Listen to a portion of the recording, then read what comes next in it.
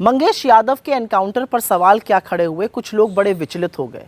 लोग तो यहां तक कहने लगे कि आपको अपराधी की भी जाति दिख रही है, लेकिन कुछ सच ऐसा है जो जान लेना जरूरी है। दिन था 28 अगस्त और दिन दिहाड़े सुल्तानपुर शहर में मशहूर सर्राफ भरत जी ज्वेलर्स के यहाँ करीब 1.5 करोड़ रुपए की लूट हुई।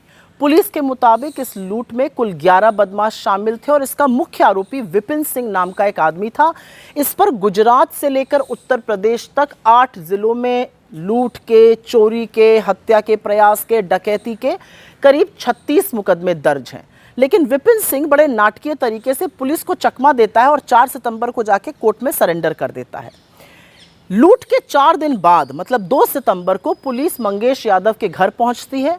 आधे कपड़ों में लेटे हुए मंगेश को पुलिस रात के करीब 2 बजे अपने साथ लेकर चली जाती है।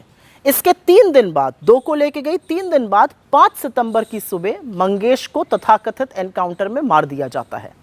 एसटीएफ दावा करती है कि मंगेश के पास से 32 बोर की पिस्टल, 315 बोर का तमंचा, बाइक और लूटे हुए जेवर बरामद किए गए। अभी तक ये जेवरात कहीं दिखे नहीं हैं। इसके अलावा पुलिस जब मंगेश को अपने साथ लेके गई थी तब वो निहत्था था, ये उसके परिवार का कहना है, उसके पास कुछ नहीं था।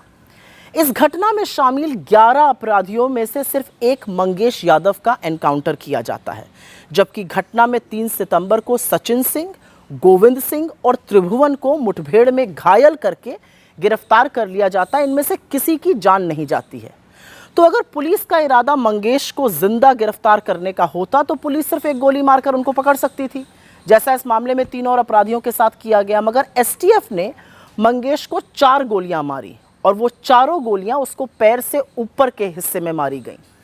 इस एनकाउंटर को जूता नहीं, चप्पल पहनकर अंजाम देने वाले यूपी एसटीएफ के सीओ धर्मेश कुमार शाही हैं, जो सब इंस्पेक्टर से सीओ बने हैं। 2019 में वो डिप्टी एसपी की रैंक पर प्रमोट हुए थे। ये वही शाही हैं जिन्होंने अभी तक करीब 50 से अधिक एनकाउंटर किए और इनके बहुत सारे एनकाउंटर पर सवाल खड़े हुए हैं। डिप्टी एसपी डीके शाही चप्पल पहने एनकाउंटर की जगह पर दिखते हैं।